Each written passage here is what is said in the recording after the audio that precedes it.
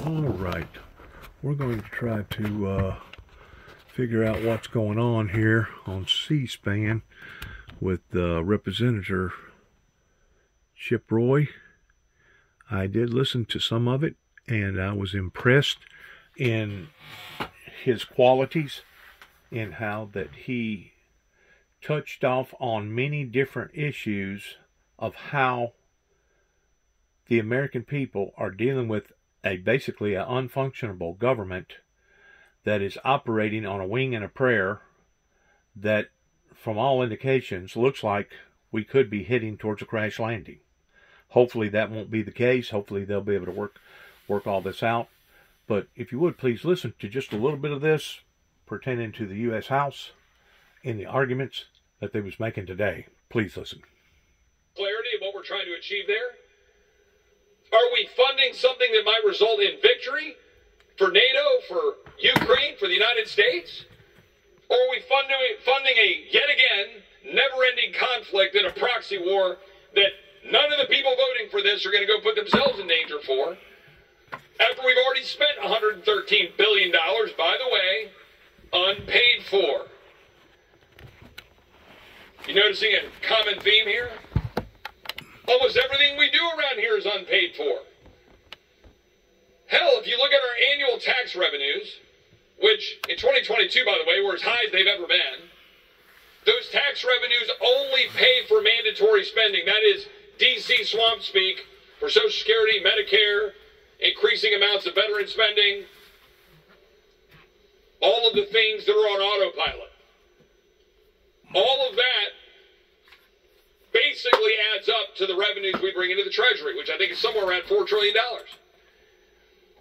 All of the other stuff, the Department of Defense, the Department of Education, the Department of Justice, HHS, this building, Congress, Senate, the White House, the FAA, all of that is borrowed money. Every penny of it is borrowed money. How can we look at our kids and grandkids straight in the face and say, we're not killing the country that was given to us? Because we are. And my colleagues on the other side of the aisle always blame it on tax policy. I will absolutely, as I said in the Budget Committee, have any conversation about tax policy my friends on the other side of the aisle want to have. But what I will not allow my colleagues on the other side of the aisle to do is blame deficits on tax policy. In 2022, 19.6% of American GDP was sent back to Washington, D.C. The highest level in history. It ain't a revenue problem. It's not. We've always, since we've had tax policy, been somewhere around 17.5% of American GDP, that is everything we earn, comes back here to Washington. This year, last year, I think it was about 17.5%. It peaked, 2022 came back down. So you got all that money, and yet we can't fund all of the stuff we've promised, or that we decide to do. I had friends, people back home, constituents say, why'd you vote no on a bill for ALS? Why'd you vote no on a bill for cancer? I'm a cancer survivor. I've had friends with ALS. I voted no because we don't have any money. I voted no because we're lying to the American people.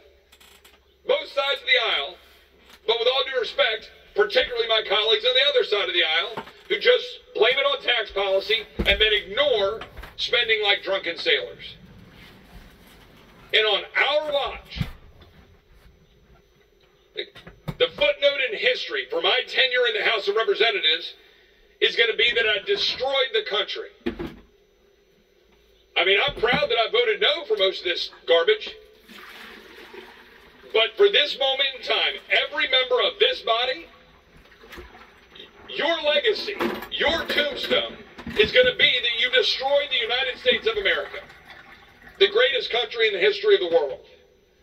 That's going to be the legacy of this House of Representatives, of the next House of Representatives, of last Congress's House of Representatives. because we utterly refuse to responsibly do our job. $34 trillion of debt. When I ran for office in 2018, it was $21 trillion. I've been here for 5 years. 5 years. And it's gone up $13 trillion. I've voted against virtually every penny of it. But that doesn't make me feel any good because we're still up $13 trillion. And I would just say to my colleagues on both sides of the aisle, what are we going to do about it? Have another study? Put together another working group? Or what if maybe we actually did our damn job, set a cap, and spent under that? Novel concept, I know, that every business, every nonprofit, every family in America largely has to contemplate.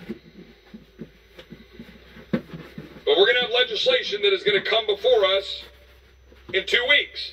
You know why? Because the government funding is going to expire in 2 weeks. Now again, my colleagues on the other side of the aisle have been driving an agenda through the administration, the Senate, my colleagues here in this chamber, that spends more money, regulates the heck out of the entire country, shutting down the internal combustion engine, leaving us with wide open borders, letting immigrants out without bail, making our streets unsafe,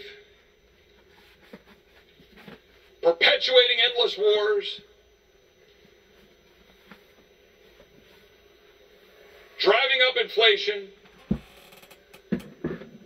My Senate Republican colleagues, unfortunately, too often want to join with them. On the bill, the Ukraine bill, the Taiwan-Israel funding has no border security, is unpaid for, has no mission. 22 Republicans decided that would be a good bill to join. With friends like these, as they say. So we'll get a bill in 2 weeks to keep the lights on and keep funding government. Something most of my constituents question. Most of my constituents come up to me and say, shut down the border or shut down the government. They're sick of open borders. They're sick of fentanyl deaths. They're sick of their livestock getting out. They're sick of having people break into their homes. They're sick of their schools getting filled. Their hospitals getting filled. Their jails getting filled. They're sick of what's happening to their country. But here's the thing.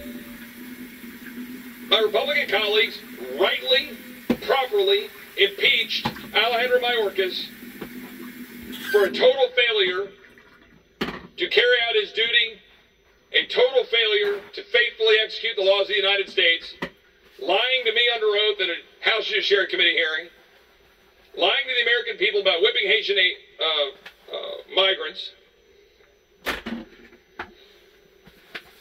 The House of Representatives, led by Republicans, impeached for the second time in history a sitting cabinet secretary. That's not a bright moment for our country, but it was the right thing to do. It'll go over to the Senate, they'll hold a trial. He almost certainly will not be convicted. I don't know if it'll be party line vote, take 67 votes to do it. But here's the thing. That's not enough.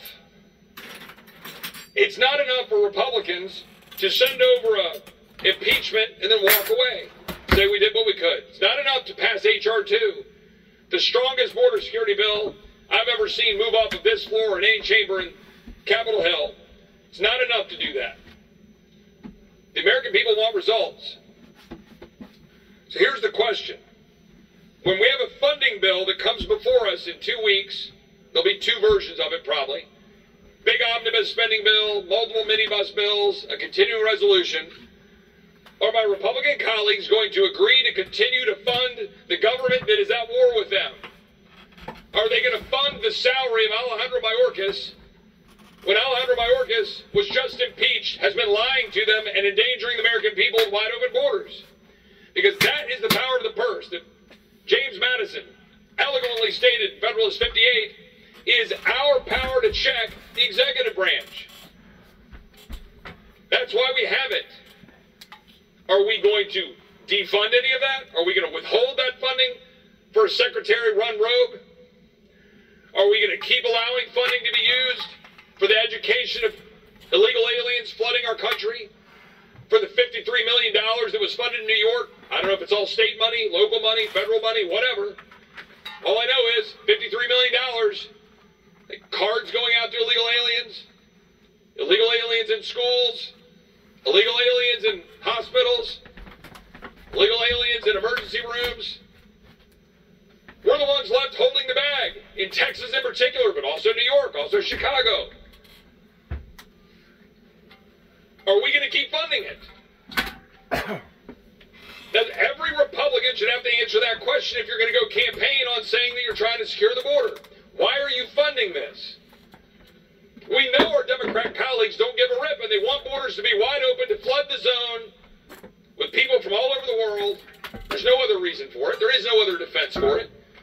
It's a total abuse of asylum laws, total abuse of parole laws, total abuse of exceptions to the rule that you're supposed to have operational control of the border. We all know that.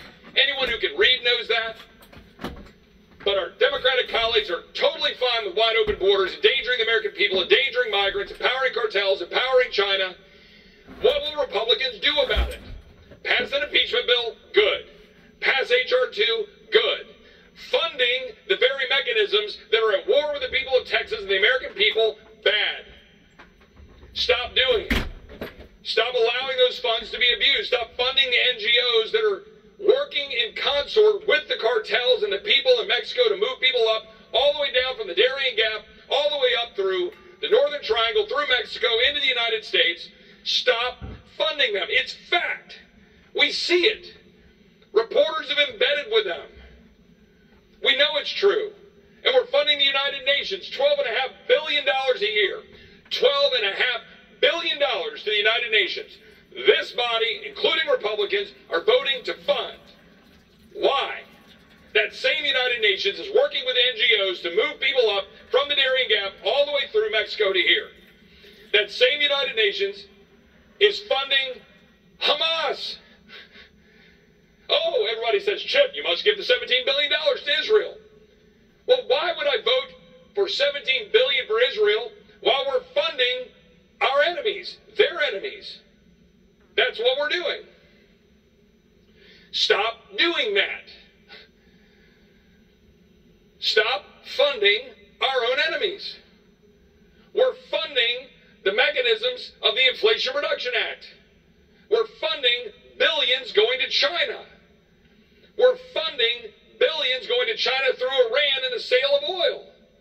We're funding all of those operations. We're empowering all of those operations that are acting in direct opposition to our well-being.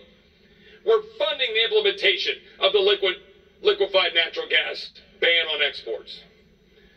We're funding the implementation of the rule that's going to require that EVs be 2/3 of our fleet by 2032, that will kill the American family with higher-priced cars, cars that are less functional. We're funding that. We're funding the FBI that's out of control. We're funding all of the intelligence bureaucracy that is using the FISA laws designed to target our enemies to spy on the American people. We're funding that.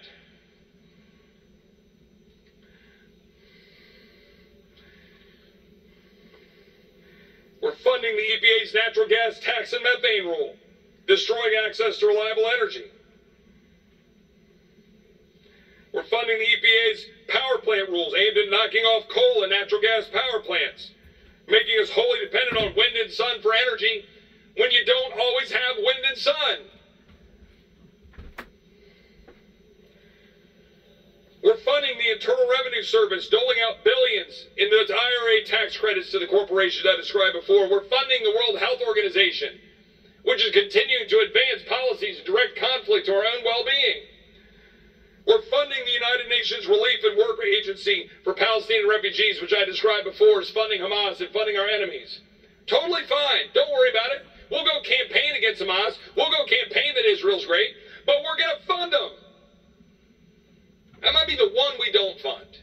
Because now everybody's head is exploding, because even though some of us introduced legislation 3 years ago to stop it, and everybody ignored it, now they find out, oh yeah, lo and behold, these people were actually there.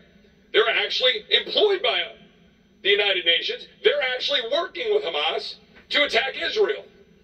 October 7th exposed what we already knew. But we were too stupid, lazy, and unprincipled, to actually do something about it instead of funding it. We're funding a pro-China, anti-Israel, United Nations Human Rights Council. Why? We're $34 trillion in debt, and yet we're going to write that check. I literally don't understand it.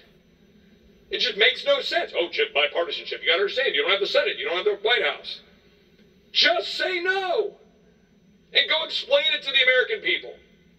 Hi, American. Do you think that we should borrow money that we don't have, indebting your children in the future, weakening the dollar, increasing inflation, so we can fund our enemies and Israel's enemies, while also wanting you to borrow more money to fund Israel to fight the enemies that you're funding? That's what we do. That's what Republicans do. That's what Democrats do. Republicans at least try. That's the difference. We're going to fund an ATF rule banning up to 40 million pistol braces. We complain about it. We talk about how bad it is, but we're going to fund it. We're going to fund the ATF rule massively expanding background checks. We're going to fund the Department of Education's student loan cancellation schemes, despite the Supreme Court ruling against them. We're going to keep funding it. We'll keep writing the check. We're going to fund the public health agencies like the CDC and the NIH, the FDA, all still unaccountable for shutting down the greatest economy in the history of the world, foisting $8 trillion of debt, sticking our kids in the corner of the classrooms, undermining our economic prosperity, destroying healthcare freedom. We're going to keep funding them. Hold a couple of hearings, walk away. We're going to keep funding the Department of Veterans Affairs vaccine mandate. I have a bill, but who cares if I have a bill? So what? Pass a bill. What, so I can go campaign that I had a bill? Who cares? We should ban the ability to introduce legislation until we actually stop funding all this stuff. So people can't hide behind passing a bill, saying I did something, when you didn't. I passed a bill to fund a new position at the State Department that will go after and stop bad things from happening. No, you didn't. You funded another bureaucrat who hates you. You funded another bureaucrat who wants to undermine your way of life. That's what you just funded. And it costs more money. We're going to fund, when we vote in 2 weeks, to fund the government, because people will say, you got to fund the government, can't shut the government down, all the usual stuff. We're going to fund chief diversity officers at the Department of Defense and throughout government. We're going to fund abortion tourism. We're going to fund transgender surgeries. Yeah, your tax dollars, I'm sorry, we've already established, your borrowed dollars are going to go to fund all those things that you don't even want. The vast majority of Americans don't want that stuff. We're going to do it.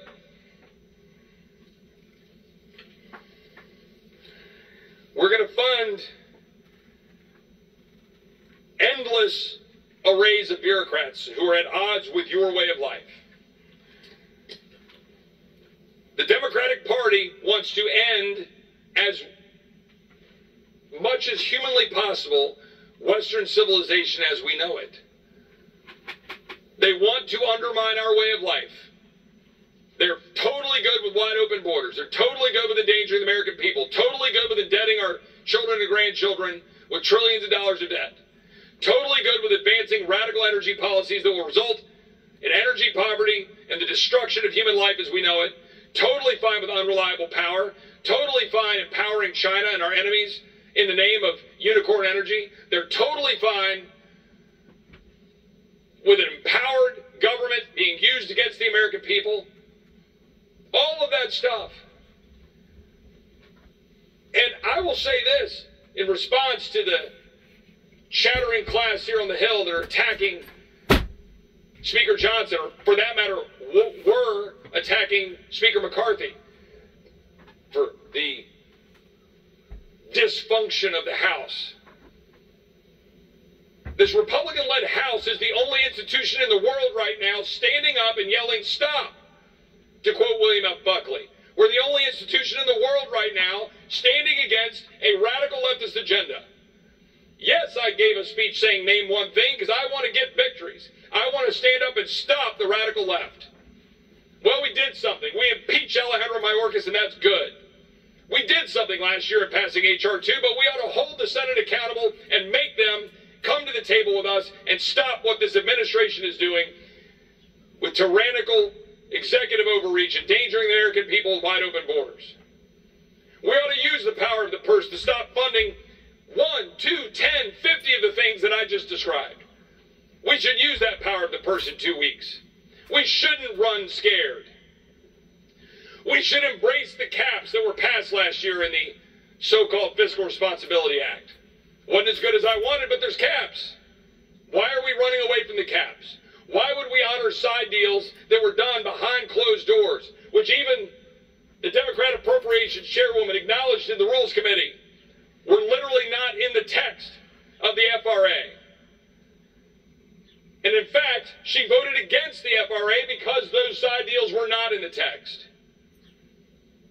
Why would we walk away from that? We have the ability to constrain spending by about $100 billion less than what the powers that be want to try to negotiate over in the Senate. If we passed a continuing resolution for the rest of this year funding government, it would be at 1564, $1.564 trillion. If we advance the minibus using the side deals that the Senate wants us to do, it'll be $1.66 trillion. It's $100 billion we could save. $100 billion you take away from the bureaucracy that's at war with your way of life. That's what Republicans should do. But the reason we won't, most likely, we'll keep trying, the reason we won't is because of what I started this conversation with. The defense industrial complex. Everybody in this town that says we're going to die if we don't fund defense, if we don't have FISA out there, or an abused FISA, because the intel community's out there wanting to collect all the information under the sun, including against American citizens. It will be, as Dwight Eisenhower said, in the councils of government, we must guard against the acquisition of unwarranted influence, whether sought or unsought, by the military-industrial complex. That was 1961. That was 63 years ago. He was correct. The general that helped us defeat Nazi Germany, that led us at D-Day, who became President of the United States, foretold 63 years ago what we're seeing right now. That we will hide behind defense, we will hide behind the intelligence community, and we will do that to indebt our children and our grandchildren. In the name of security, we will undermine our security. We will not have the money to defend ourselves, much less the world. We will not be able to stand side by side with Israel because we're not going to have a country left to stand next to them. We have the opportunity as Republicans to stand athwart a radical left that wants to kill our country. We should do it. We should do it proudly, and we should run on it. We should stop dancing. We have caps in place, use them. We have policies we know we need to achieve, fight for them. We won't get them all. We may only get a few. But for the love of everything holy, fight for them, because the other side wants to take away your way of life, is destroying this country. That's what's happening. We have a duty to stand up for the people who sent us here. I embrace what Jake Sherman is saying. I embrace what the Capitol Hill reporters are saying. Because when we stand up and yell stop, to stand athwart the massive power and scope of government that is strangling the prosperity and the well-being of the American people, I am proud of it. On that point, I am proud of what we've been doing under both speakers this Congress. Because we've been having the debate that needs to be had on this side of the aisle. We've been having the debate the American people want us to have. Unfortunately, we get no help from our colleagues on the other side of the aisle who are beholden to a radical left vision while they just allowed America to slip through their fingers like sand, or our fingers, while we watch it unfold. I hope that when we come back from this recess, we will take up the mantle, stand athwart the tyranny of the radical left, band together, stop spending money we don't have, stop funding the tyranny against our way of life, stop allowing open borders, stop allowing our streets to be dangerous, stop funding wars without a mission, with endless borrowing, stop doing everything we campaigned against. Every single person that campaigned on this side of the aisle campaigned against those things. Stop continuing them. That's our duty. That's our calling. And if we do that, we might be able to pass down this country to our kids and our grandkids when our country turns 250 years old in just over 2 years. Are we going to be able to look at them and say that they've inherited a free country? When those 56 men walked out of Independence Hall signing their death warrant, we praise that every July 4th. Are we going to honor it? Or are we just going to use it as a parade symbol on July 4th? Are we going to honor the lives of the men that stormed the beaches at Normandy that was led by Dwight Eisenhower, who foretold what we're now doing with the defense industrial complex? Are we going to stand up and stop spending money we don't have and preserve liberty? Are we going to do that? Or are we just going to talk about them every June 6th about how great it was that they stormed the beach and walked into a wall of bullets? We can't go around and help the world if this country isn't strong. I keep hearing Ronald Reagan being raised up as like, oh, look, you know, he went over and he stood in front of the Berlin Wall. You bet he did. Yes, we had funded activities around the world, Afghanistan and otherwise. First of all, we didn't have 100% debt to GDP, which we do now. We weren't $34 trillion in debt. But second of all, and importantly, peace through strength meant peace through strength.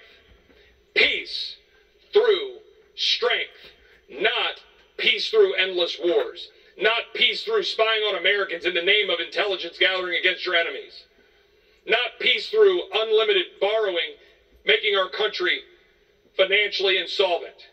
That is not what that meant.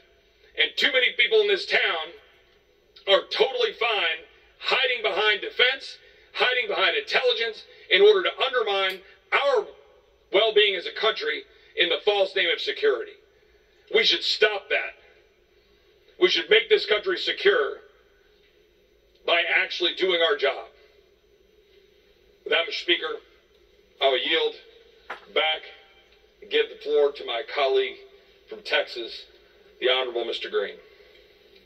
Under the Speaker's announced policy of January 9th, 2023, the gentleman from Texas, Mr. Green, is recognized for 60 minutes as a designee of the Minority Leader. Thank you, Mr. Speaker. Mr. Speaker, and still I rise. And I am grateful to my colleague for yielding the floor. But I'm very grateful for the opportunity to stand here in the Congress of the United States of America. It means something to me every time I have this opportunity to speak. I love my country. I love what it stands for. Yes, it is not perfect. Yes, my ancestors retreated in a horrific way. But still, we have some ideals that can help us to make a difference. I believe in liberty and justice for all. I believe in the words of the Declaration of Independence. All persons created equal, endowed by the Creator with certain inalienable rights, among them life, liberty, and the pursuit of happiness. I believe that notwithstanding our imperfections, we still have an opportunity to have that more perfect union. So I rise today, Mr. Speaker. I rise today in the name of mercy. in the name of mercy. Justice, yes, always justice, but also mercy. Because justice has to do with the law and fairness, but mercy has to do with compassion and grace. And still I rise, and still I rise. A proud son of the segregated South. I know what it's like to be discriminated against. I know what it's like to drink from colored water fountains. I know what it's like to sit in the back of the bus because you're required to. I know what it's like to sit in the balcony of the movie because you're required to. I know what segregation is all about, and I know what apartheid's all about. And for those of us who lived segregation, the difference between apartheid and segregation is just a spelling of the words. I understand it. So a lot of what I say here on the floor has much to do with the history that I have lived. I care about those who are downtrodden, perhaps because I have walked in their shoes. I care about those who are being denied their human rights, their rights to life, liberty, and the pursuit of happiness. Because for many years, I lived in the segregated South where those rights were not afforded me. The rights that the Constitution of the United States of America codified for me, my friends and neighbors, took them away.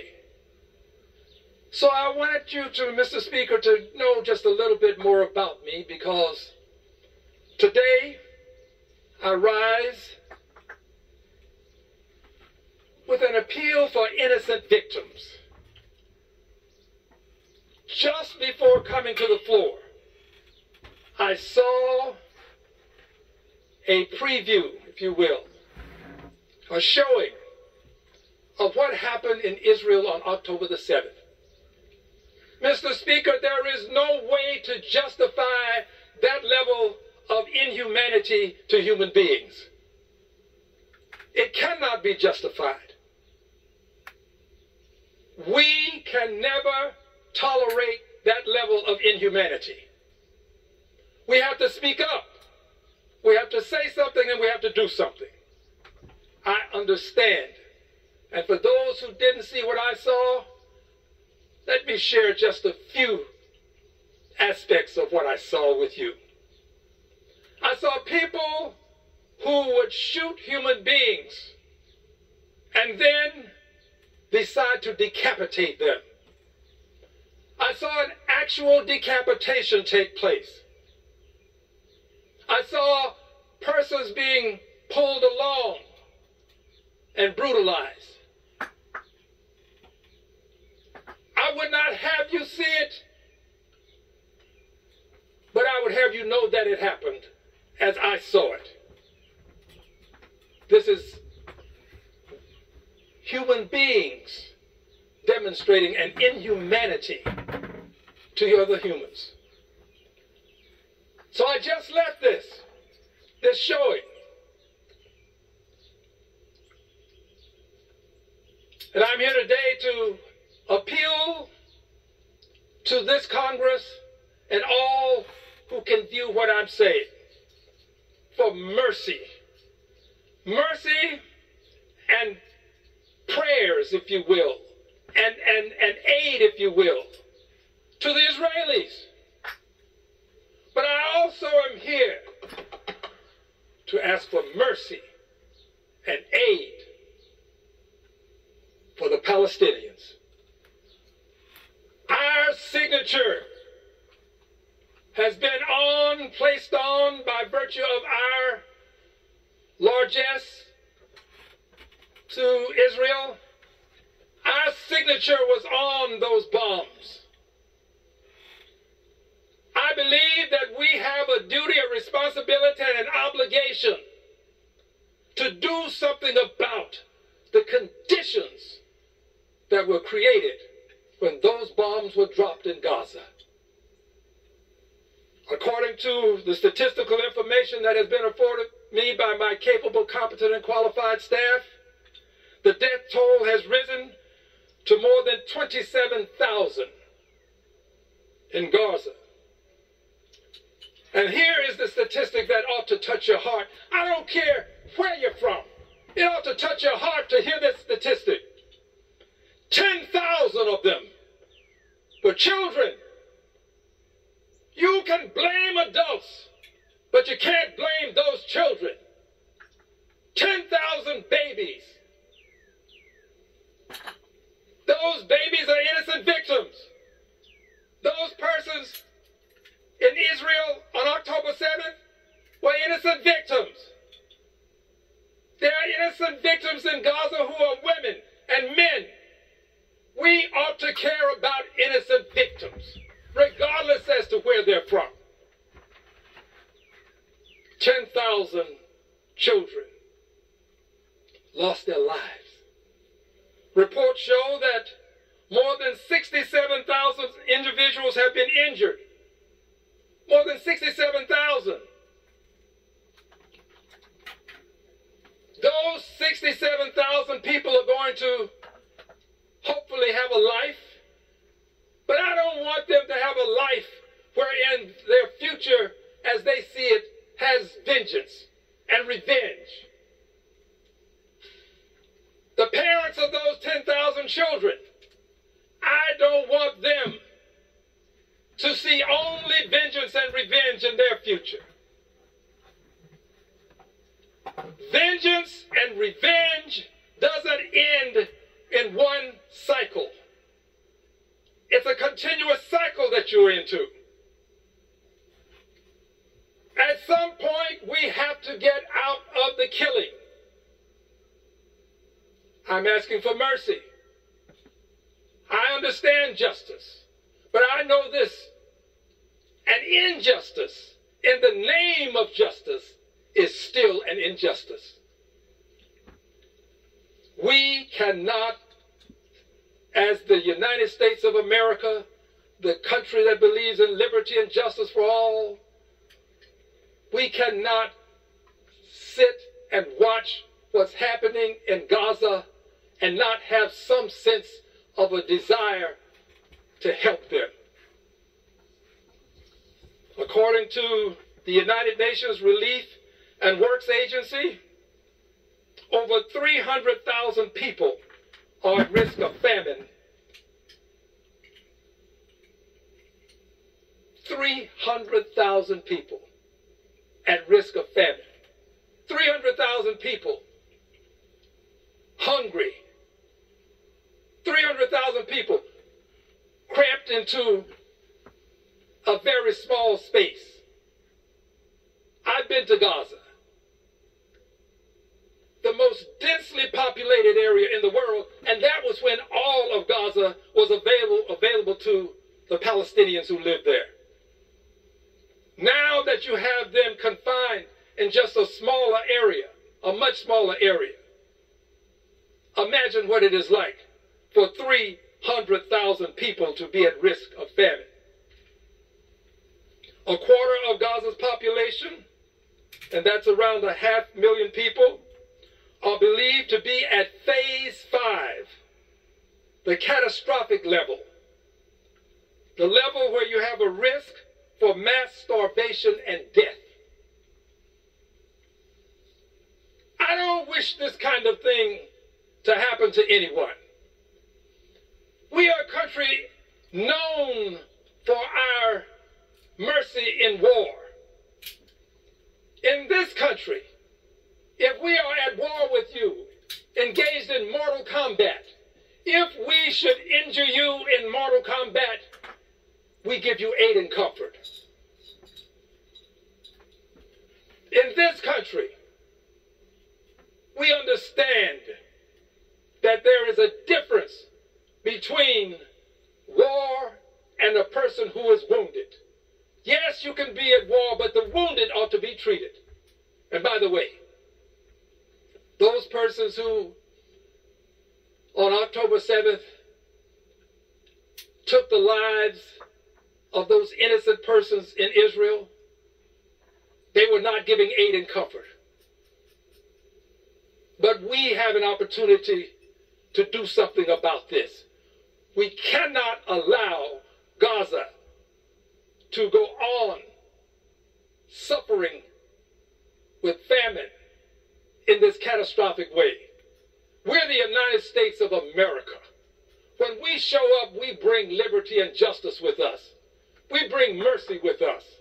We're not like the other guys. We're different. It's time for us to show up. It's time for us to make it clear that we plan to be of assistance to the Palestinians. We've already made it clear that we're going to be of assistance to Israel. Now we have to make it clear that we're going to be of assistance to Palestinians, the innocent victims. Mr. Netanyahu himself has said that the Palestinians are victims. It's Hamas. It's Hamas that has created the catastrophe. So we must show up, and we have a duty because our fingerprints are on those bombs, those munitions.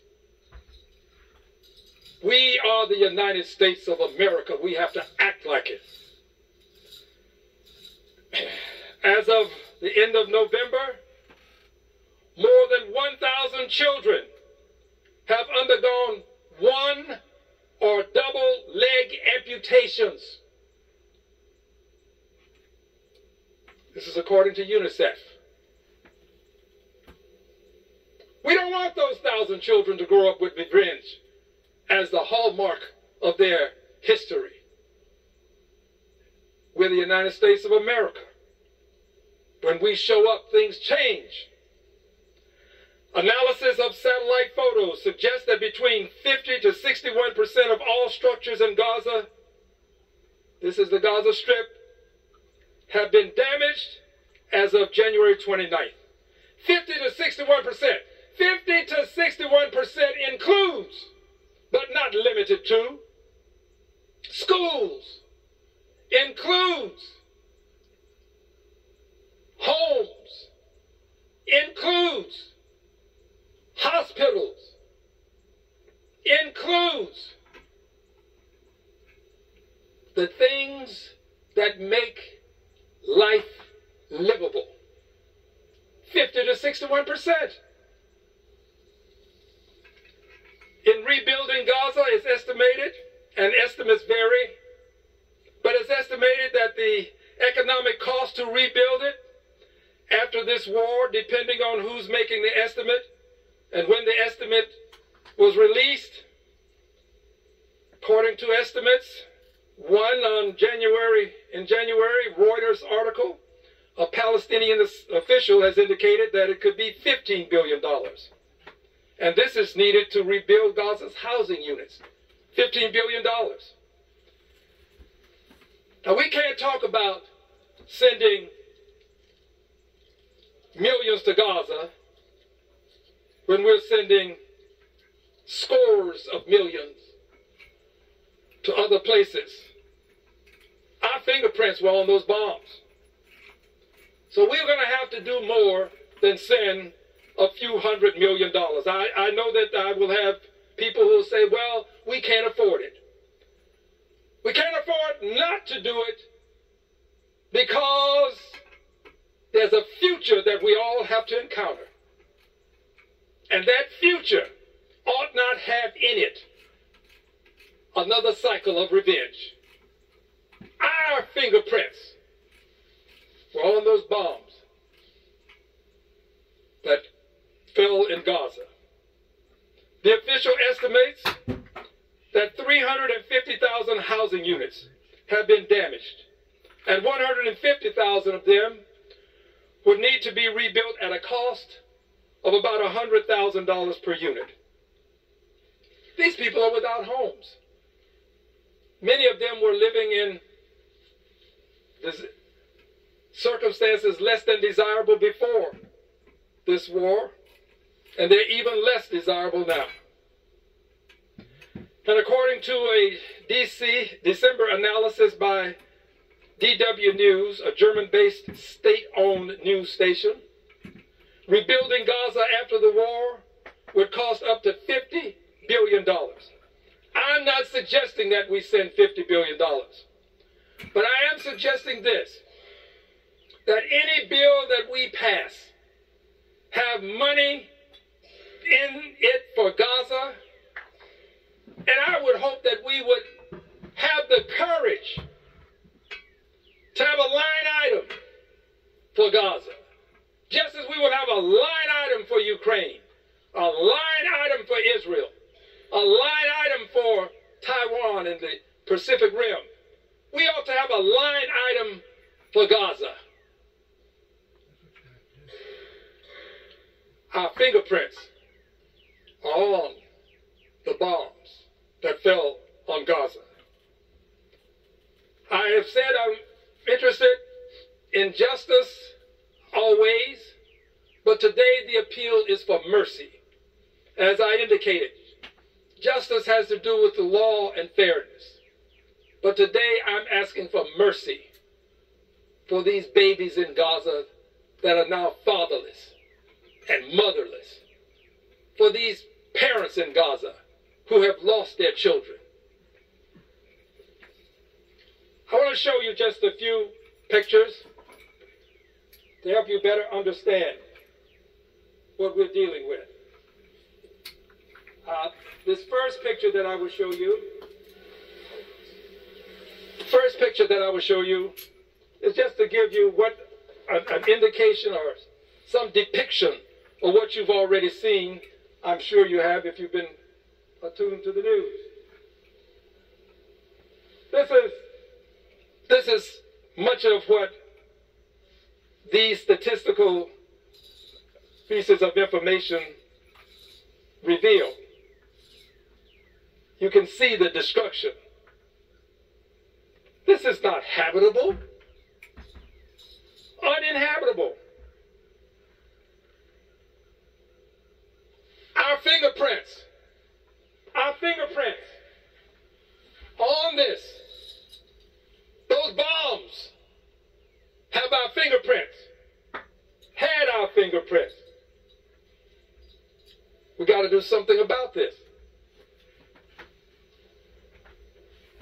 Here is a picture of a person, an adult, with children. 2 adults, 2 children. I don't know whether that's their home in the background, but I know that those conditions are not suitable for human habitation. And you look at these beautiful babies. Babies are innocent victims of this war. We've got to do something about this. Our fingerprints are on the bombs.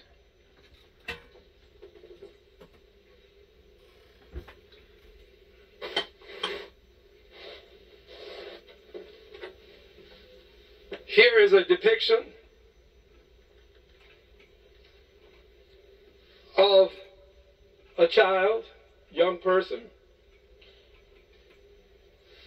By the way, I did not bring some of the photos that would give you a more horrific representation. But now as you look at this, I want you to see the Israeli baby. See the Israeli children in this child. There were some Israeli children who were harmed to a greater extent than you see here, and there are some children in Gaza who are harmed to a greater extent than you see here. But as we look at this child, don't look for someone that looks like you. Look at a human being. And our fingerprints on the bombs that created these conditions. The people in Gaza have been forced to relocate and relocate. Can you imagine what it would be like to be told that you have to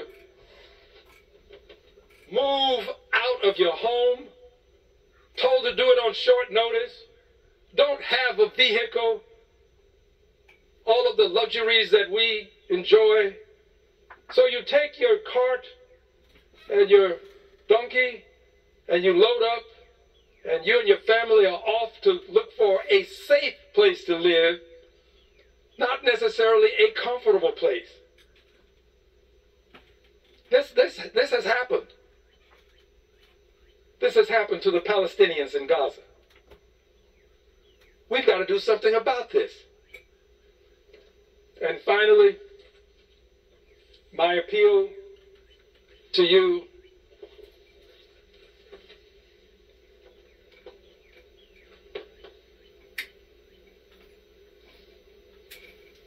don't see a Palestinian, please. See a human being. Think of the Israelis that were harmed. Realize that there are children in Gaza that have been harmed. Harmed is a very kind, polite word for all of these innocent victims. It's a very polite way to say that children have lost their lives. It's a very polite way to speak of the inhumanity that the Israelis suffered. It's a polite way to talk about decapitations. We are the United States of America.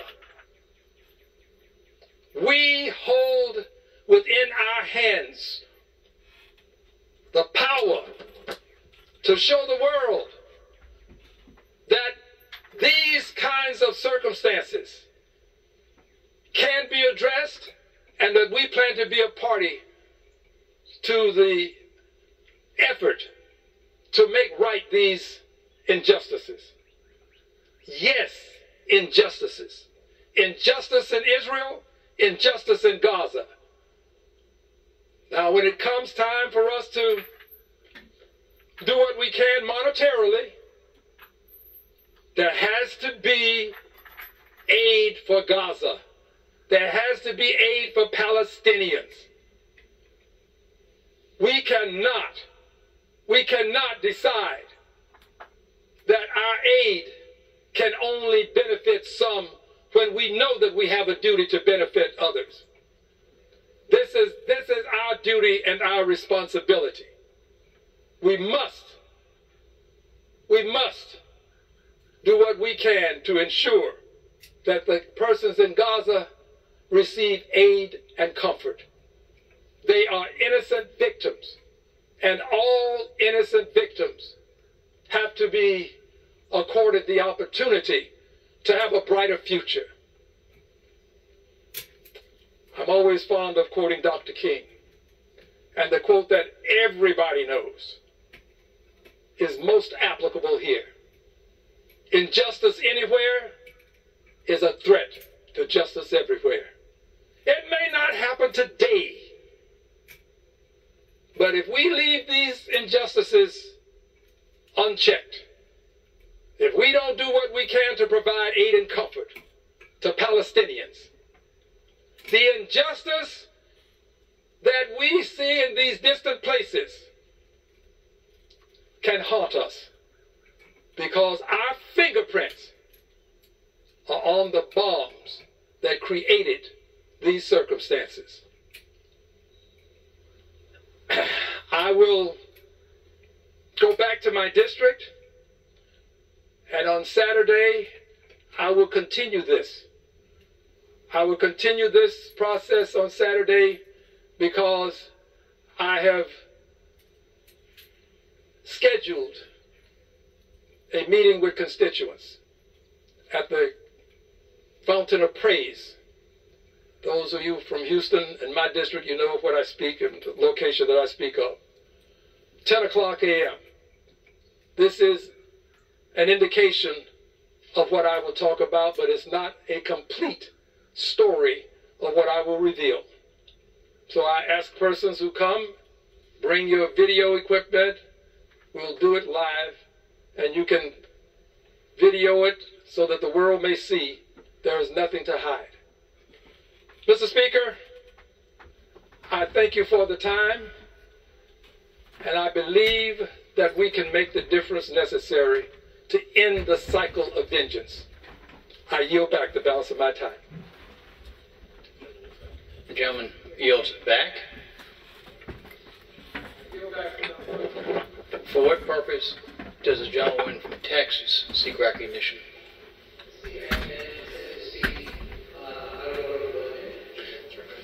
The gentlewoman is recognized for 1 minute. She could be recognized to do before this. That's right, they can literally just. By eloquently speaking about the children and the pain to rise to the floor today, having just stood on the grounds of the United States Capitol, wondering why we have not been able to pass the $95 billion that would aid in the crisis in Ukraine, Israel, Taiwan, the southern border that they left out, but Gaza. And I rise today to associate and agree that we must have humanitarian aid for the Palestinians, for the children, for Gaza, and we must have it now. This is no room to leave out these precious souls and to continue to leave them without homes, without food, without clothing, without refuge. It is clear that I stand today for aid to our Palestinian and humanitarian relief, and as well the children. I finish, Mr. Speaker, by saying it is important that the President gave TPS to those Palestinians who cannot return home. Let us bring humanitarian relief to human beings and to these children. And I know that we can do this together as a Congress. Let's do it now. I yield back. The gentlewoman yields. It's announced policy of January 9th, 2023. The chair recognizes the gentleman from Arizona, Mr. Biggs, for 30 minutes. Thank you. You know, over the last several years, we've received a seemingly endless stream of reports of abuses by the FBI and other parts of our federal police apparatus spying on Americans by abuse. I want to stop right there and say something in regards to all this. I've listened to part of this. This guy right here, I haven't listened to what he's got to say. But we'll go ahead and go back to him just momentarily. But what I want to say is, whenever you have people that gets involved in the government, and they're involved in the government not for the benefit of we the people, they're actually in the government for themselves. You automatically start declining on the authenticity of that establishment, because those people that the people vote on to put in those offices are not supposed to be put in there for their own benefits, but they're supposed to be put in there. Issued April 21st, 2022 by the supposed to be put in there for the benefit of the whole of the group.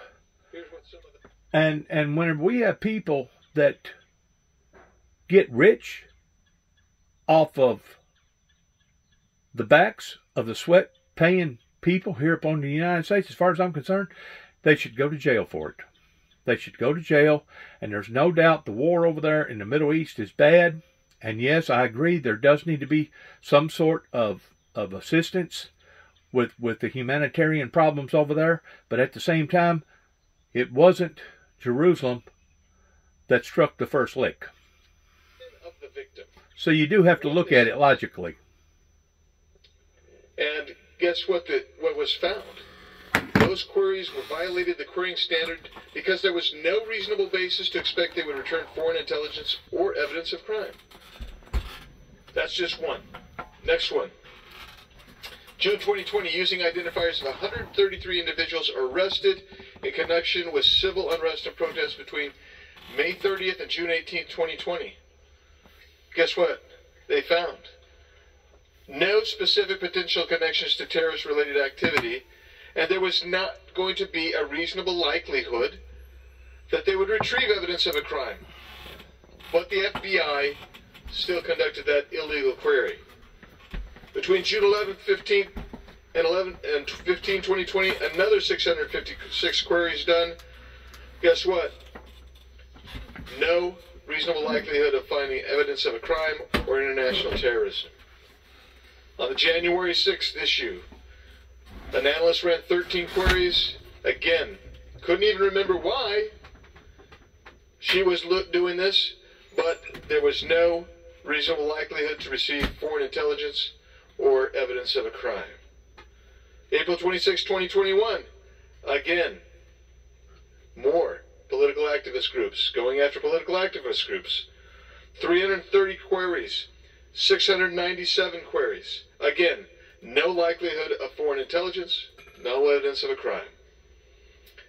They continued on, 2 more queries, another 360 queries here, another 400 here. The queries, none of these queries were reasonably likely to retrieve foreign intelligence or evidence of a crime. How about this one? They conducted 3 batch queries. This is the FBI spying on Americans. They conducted 3 batch queries consisting of approximately 23,132 separate queries. Guess what? Those are all related to January 6th. What did they find? No basis to believe the queries were reasonably likely to retrieve foreign intelligence information or evidence of a crime from Section 702 of FISA. How about this one? This is a favorite. 19,000 people wanted to donate to a political campaign. So they donated to somebody's campaign. What happened? FBI queried all 19,000 of those people. Guess what? They said there were only 8 of those 19,000 that had any ties whatsoever to foreign influence. They abused the civil liberties of 19,000 individuals without reasonable basis. And go on here, there's 2,000 more between April 1st, 2020 and March 31st. Again, no likelihood of intelligence, no likelihood that they'll find anything leading to a crime. And it goes on and on in this report. And people say to me, Andy, why do you think we have to have a warrant before the federal government starts gaining access to your personal private telecommunications data? It's because the FBI has abused it time and time again. So, when we start looking at this, we see other things. How about this one? This report literally came out yesterday on Valentine's Day. The U.S. intelligence community asked foreign spy agencies to surveil 26 associates of Donald Trump in the run-up to the 2016 election. They asked foreign spy agencies of the Five Eyes. Now, who are the Five Eyes? Intelligence gathering organizations in the U.S., UK, Canada, Australia, and New Zealand. They asked them to spy on people working in Donald Trump's campaign. There was no basis for it. There was no indication that there was any wrongdoing going on, that they would find foreign intelligence, but they had something they wanted to do, and that was to craft a narrative. You know who knew about that? The highest levels of the Barack Obama government. And when I say highest levels, President Obama, Vice President Biden, James Clapper, James Comey. In December of 2023, a letter was written by the chairwoman of the U.S. Privacy and Civil Liberties Oversight Board. Now, this is important because my colleagues in the Intelligence Committee, they want to tell you that, oh my gosh, you can't have warrants, man. If you have warrants, we're not going to be able to spy on enough people, so we can't stop potential threats to the country. Well, let me read to you what this is. By the way, when I asked them about this letter, because I had this letter, they said, we never heard of that person, we never heard of that board. Odd, isn't it, that that board is mentioned in the base bill that they signed off on. It's mentioned in the base bill. What is it for? This is a group that's supposed to help monitor and make sure that we get everything we need to cure and fix FISA going forward. Now, I'm going to take a brief break before I continue on with that and yield some time to my good friend from Louisiana, the irredoubtable Clay Higgins. I thank my friend from Arizona. Mr. Speaker, we truly live in an interesting time in our country. When Americans watch this and they see two lone conservative Republicans, two members of the House Freedom Caucus, standing in an empty chamber discussing some of the most challenging threats we've ever faced as a nation. And what might we do? So I think the answer lies in the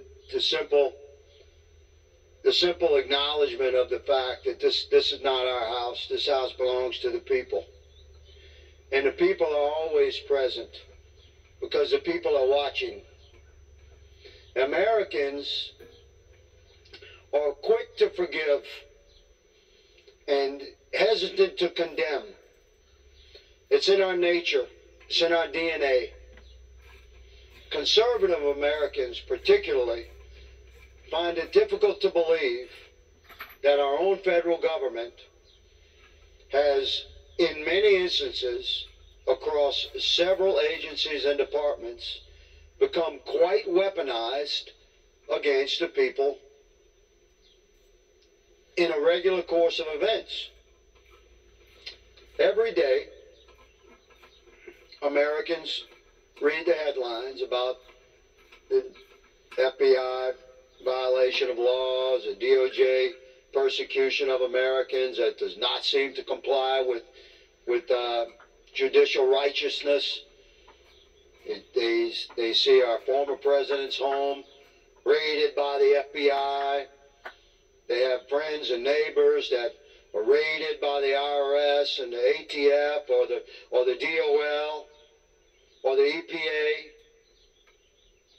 Americans see this and acknowledge it, but we have been slow to condemn, again, because it's in our nature to be understanding and forgiving, compassionate, and supportive, certainly of some of the most historically admired agencies in the history of our country, like the FBI. So, although we as a nation, as we look at men like Congressman Biggs and myself, we oppose, how dare we, but we oppose the expansion of police state surveillance. And this echoes across the land where gradually America is waking up. And it's certainly time to wake up, because we don't have too much time left. We could lose this thing if we don't respond now and act now to protect American individual rights and liberties and freedoms from an ever-encroaching, oppressive government. If we don't act, we'll lose this thing. Men like Andy Biggs and I know that. That's why we're here alone, Mr. Speaker. That's why we cry out on behalf of the nation that we love. The moment's coming when Americans across the land, from sea to shining sea, will say, I understand what's happening, and I condemn it. That moment's coming when Americans will realize that everything you have stored in the cloud is already in the possession of your FBI, DOJ, NSA, CIA. That moment of awareness is coming.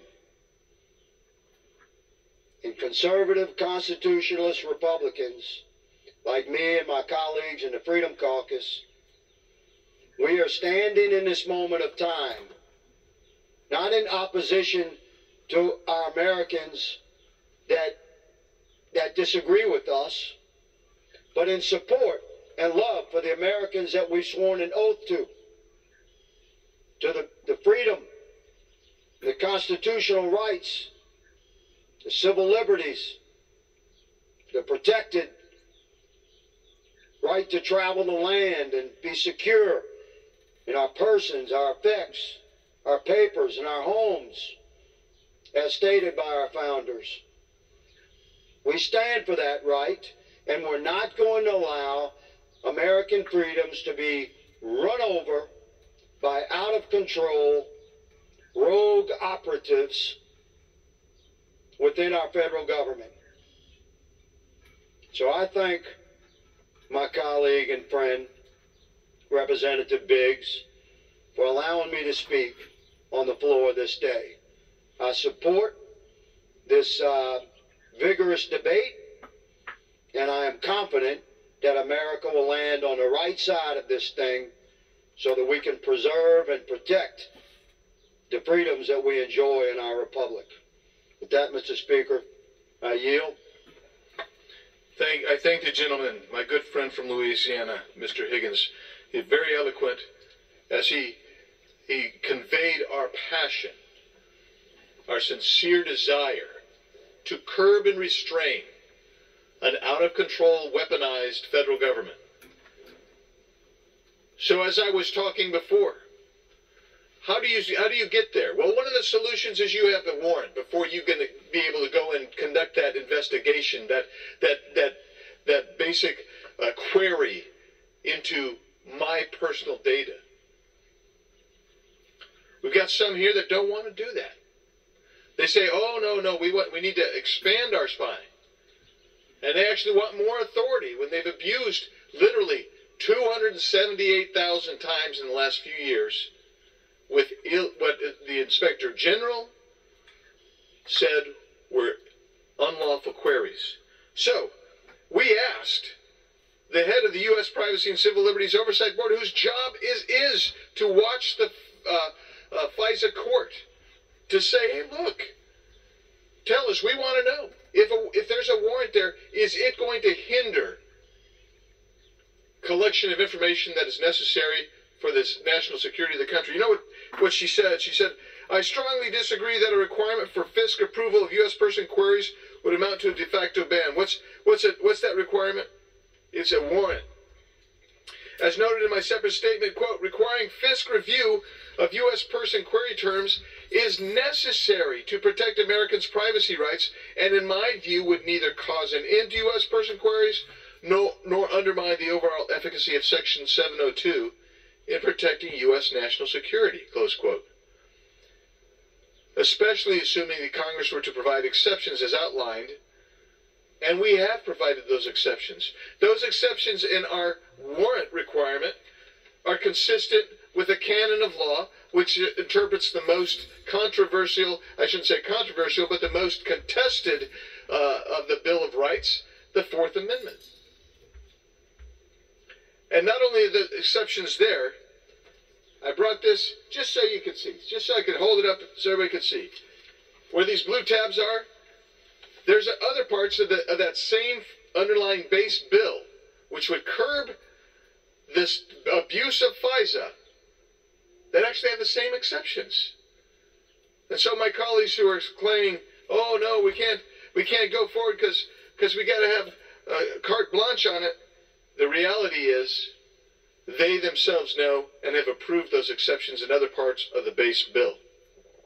Now I'm going to leave FISA for a second. Other than I got to say one more thing.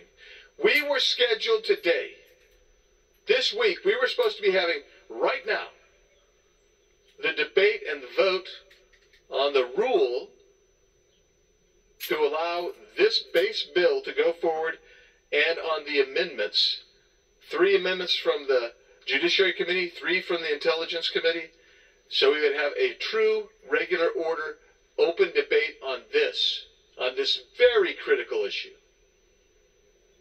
Something happened yesterday You had the presentation by Judiciary and Rules Committee. And about that time, there was an announcement that there was something going on, top secret national security issue. Come down to the classified room and you could read the documents. At that time, when that statement was released by the chairman of the Intelligence Committee, what happened to the Dow Jones? It took a spike downward because it spooked our economy. What happened around the world? Nations wanted to know, what in the heck is that talking about? He's the Intelligence Committee chairman. They were concerned and nervous about that. Now, I went down and read that document. I can't talk about the document. But I can tell you what the ranking member said. The ranking member said, there's nothing to panic about. There's nothing new here. I've never seen U.S. national security leveraged to prevent us from even being able to debate a bill or an amendment. In this case, not even the bill, just the amendment. It's outrageous. Now let's talk about something else that's outrageous. I just spent hours in a committee hearing where it was always, they always use the term, that my Democrat friends always use the term, fanatic MAGA Republicans. Far-right MAGA Republicans. They said, those far-right MAGA Republicans, they have to obey Donald Trump on the border. Donald Trump doesn't want anything done on the border. Well, I'm going to tell you something right now. My far-left fanatic Democrat friends are intent on obeying Joe Biden, President Biden, and they don't want the border secure. And they say, oh my gosh, Joe Biden says, I got to have more authorities. He didn't need more authorities when he issued dozens of executive orders within 72 hours of being inaugurated as president that basically emasculated all of our border security. Title 8's not been revised. Title 8 is still there. That is the title under which CBP and ICE operate in USCIS. It's right there. That hasn't been changed. You know what's been changed? This administration has basically said, we're not going to enforce the law. Not only did they say that, when you go down to the border, and I go down often, and you talk to them, where are you from? I'm from Senegal. Really? What are you doing over here? Where are you from? I'm from Burkina Faso. How about you? I'm from Guinea. How about you? Guatemala. They're from all over the world. Mali, Mauritania. Down in Lukeville, for a while, Mauritanians was the #1 country of origin for these illegal aliens. She said, why are you coming? We were told it's easy to get into the United States today. That's why we're here. Yeah, I said, you're from Northeast Africa. Why are you coming to the U.S. into an out of the way place like Lukeville, Arizona?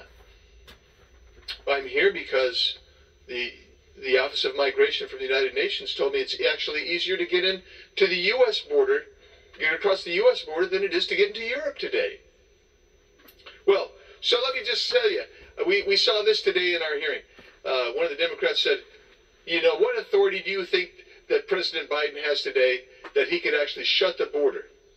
Well, our witness correctly cited 8 U.S.C. Section 1182F, which confers upon the President the authority to close the border in response to a crisis. The U.S. Supreme Court has upheld that in Trump versus Hawaii. They noted that the statute, quote, entrusted the President the decisions whether and when to suspend entry, whose entry to suspend, for how long, and on what conditions, close quote. Don't tell me that this President can't close the border tomorrow. I'll give you another example. The Del Rio sector, Del Rio, you remember this. The Del Rio Bridge, across that bridge, it goes across the Rio Grande, right? There is a port of entry right up there on the bridge. Haitians were coming in, 15 to 20,000 a day. They had 15,000 or so underneath that bridge. The question at that point was this: why is Mexico letting them organize? Because they were organizing down about 60 miles south of the border, bus caravans of Haitians, bringing them up. They would then wade across the Rio Grande River. What could we do? Well, the CBP sector chief said, I'm closing that port of entry. Now, when you close the port of entry, guess who gets stopped? That's right, legal traffic and the commercial legal traffic. And you know what happened? The town just across the river from Del Rio, they said, we can't take this. They lasted 2 days. They called the federal government of Mexico and said, we can't have this port of entry closed. They stopped transporting those illegal aliens to the border to come across. That's what happens. That's how when you close that border, you close that down and use that leverage, all of a sudden Mexico becomes compliant and they stop facilitating illegal aliens, that illegal border crossing. That's what happens when you have the will to do something. And I commend the sector chief there because they kind of took it on their own on that. That's what goes on, and that's what has to go on. I urge, how much time do I have left, sir?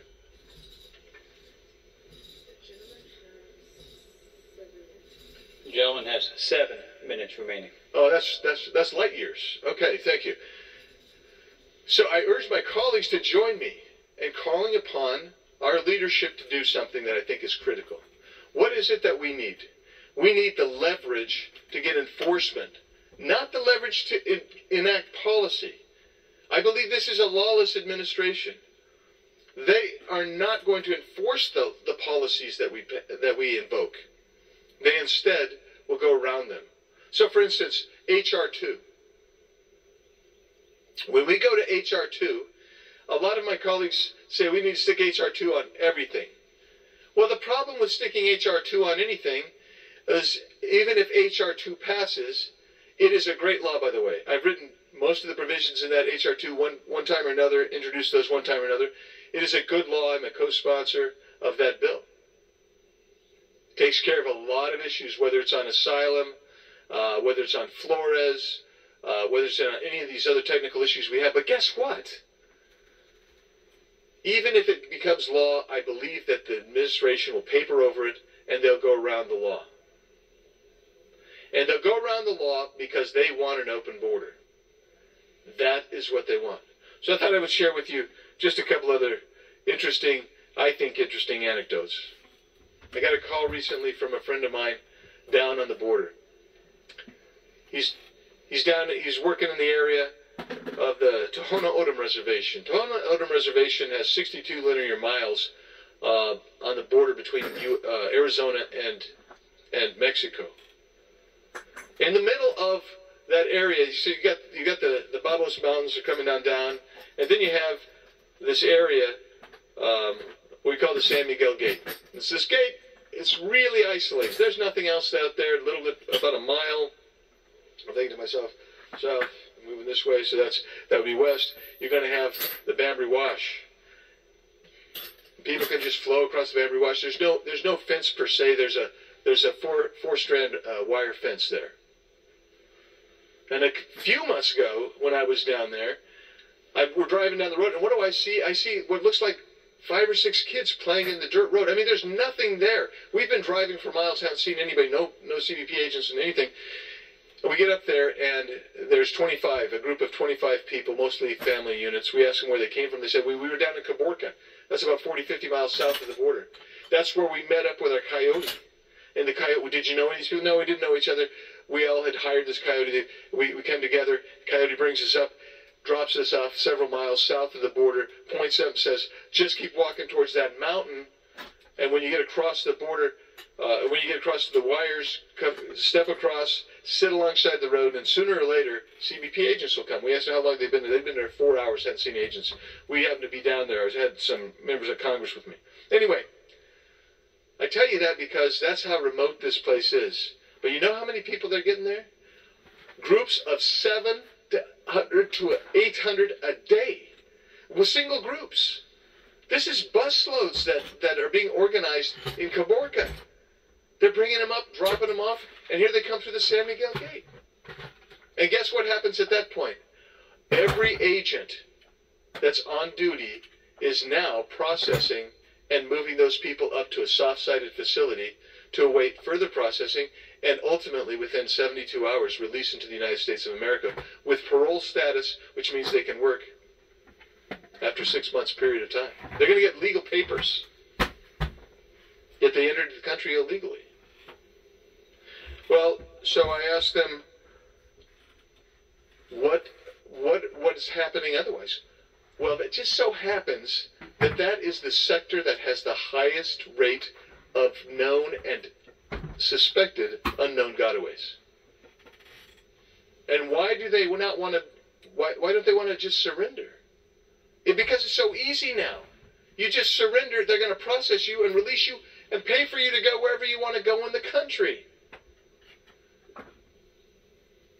Well, what the deal is, they're carrying drugs, or else they're Chinese nationals of military age, or they're from other nations that are special interest, that sponsor terrorism. So they're coming through. And how do we know that they're coming through in these groups? Because we do have some sensors in some of those places. We still are using tracking. We got agents who still track. And the score is, if there's more than 20 in that group, they don't write 35. They write 20 plus. So even that's inaccurate. I join my colleagues, please. We have to use the purse strings that we have and stop funding a government that's spying on us and is emasculating our southern border. We no longer have a border. That's the only way you're going to get enforcement on the border. Policy's good, but enforcement is the goal. I thank you for letting me take time. With that, I'll yield back. Does the gentleman have a motion? Yes. Mr. Speaker, I move that the House do now adjourn. Pursuant to Section 3Z of House Resolution 5, the House stands adjourned until 10 a.m. tomorrow.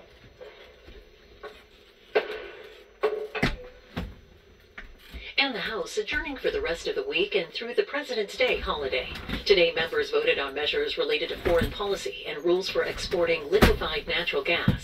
Members are scheduled to return February 28th. When they do, they'll be facing government funding deadlines.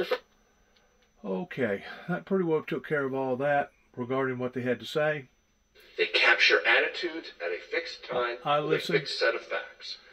And this poll captured part of that alienation and part of something that might be true, I might be concerned about, and a week from now I might have completely forgotten.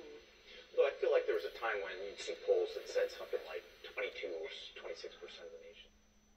I didn't want to be butting in back and forth because I know that's kind of irritating to a lot of people pertaining to me voicing my input and basically challenging a lot of times of what the speaker, whatever he or she is talking about.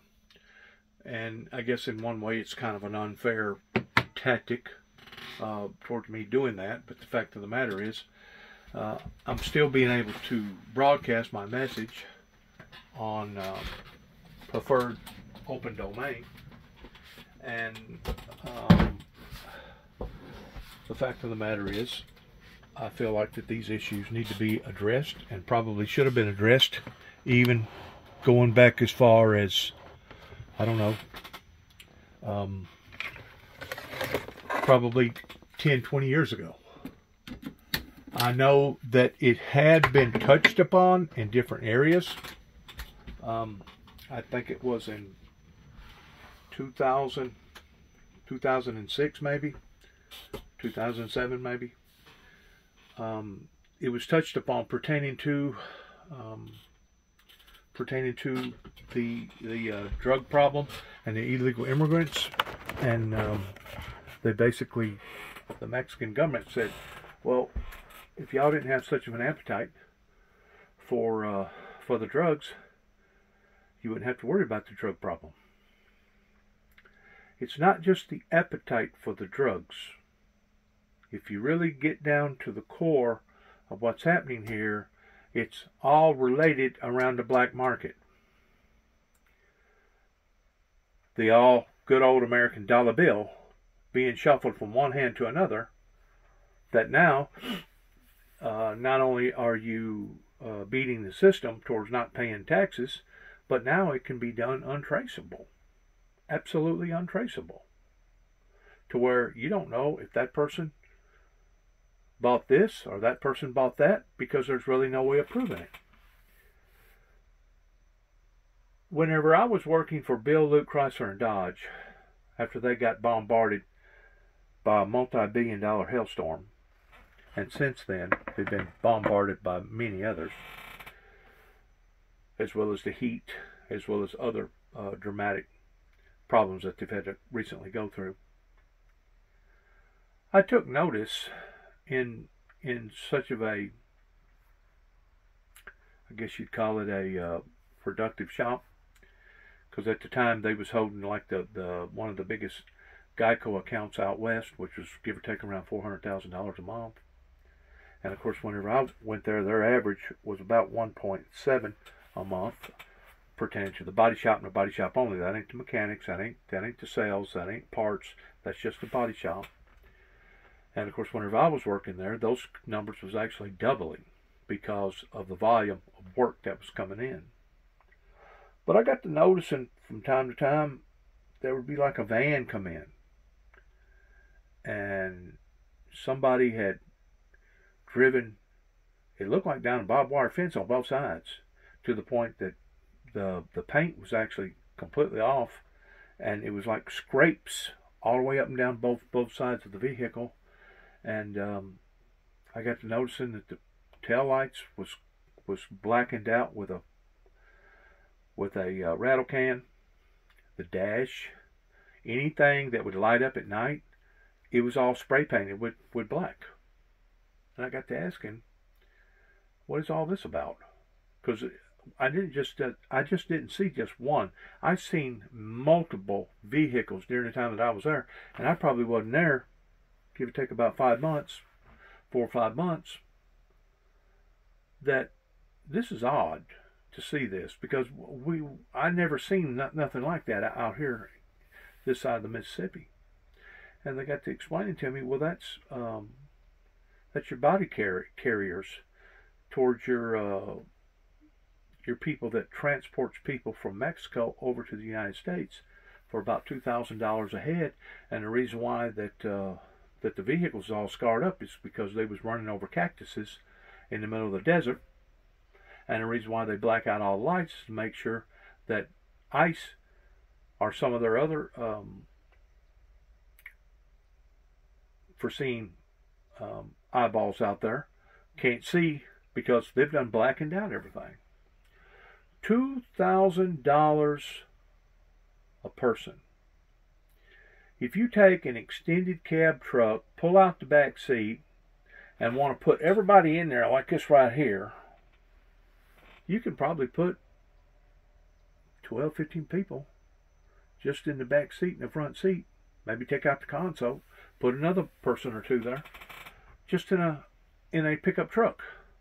A van, if you wanted to squeeze so many people in there, you could probably put as many as 40 people in a van.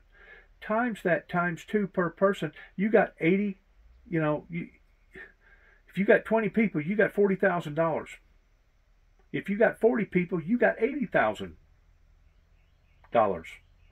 That's made all under the table, that not only does the American government get beat out of, but also the Mexican government too as well.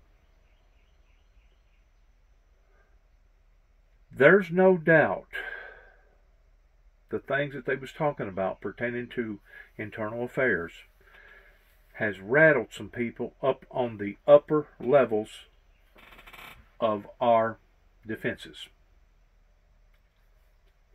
There's no doubt that every word, every piece of material, especially since I wound up getting on their radar on different levels, got on the radar here in Weaver County in 205, got on the radar out in northwest Kentucky in 2007, got on the radar out west in 2009, that everything that I put out gets scrutinized and gets analyzed.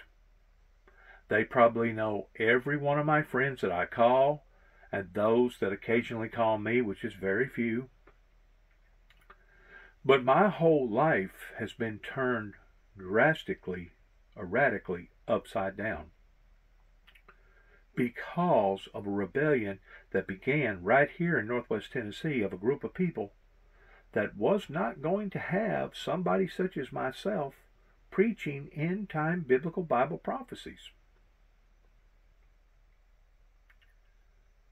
And it's really sad that the so-called church world has allowed for this to fester or boil over to the point that it is.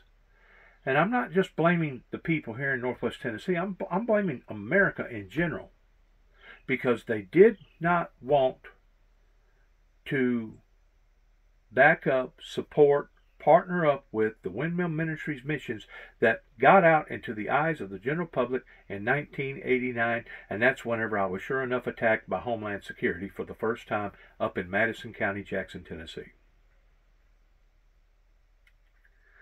I can look back as a witness and see so many mistakes. I mean, whenever the vice president talks about that mistakes have been made, and even our president talks about mistakes have been made, I don't really think the people really know the intensity of how badly that the mistakes has been made. Is it repairable? To a certain degree, yes, it is repairable. But you're not going to repair it if you're still dealing with the good old American dollar bill and the yens and the euros and all those other non-trackable items. You're going to have to basically reformulate the bartering system to where the bartering system would take care of itself. If not, you're just like a dog chasing after his tail. You're just going around and around in circles. Is that going to cause a ripple effect? Oh, yeah. Oh, there's no doubt. There's going to be probably civil wars in not only Mexico, but probably civil wars in Canada, and possibly even skirmishes right here in America